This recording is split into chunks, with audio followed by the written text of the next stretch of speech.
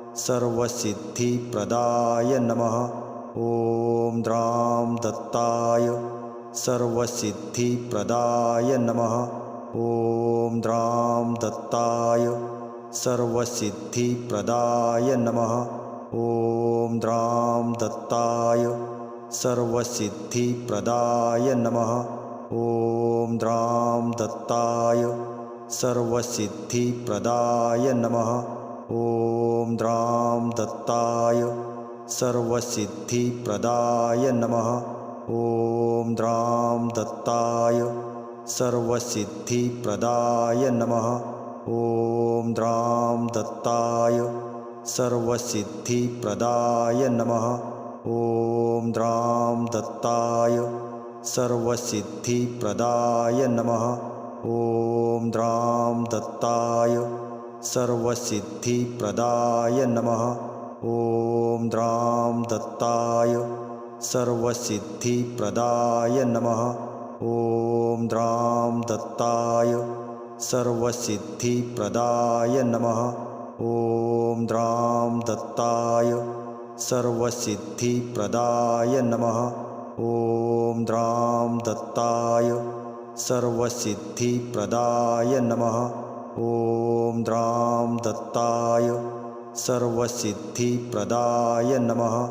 ॐ द्रां दत्ताय सर्वसिद्धिप्रदाय नमः। ॐ द्रां दत्ताय सर्वसिद्धिप्रदाय नमः। ॐ द्रां दत्ताय सर्वसिद्धिप्रदाय नमः। ॐ द्रां दत्ताय सर्वसिद्धिप्रदाय नमः। ॐ द्रां दत्ताय सर्वसिद्धिप्रदाय नमः।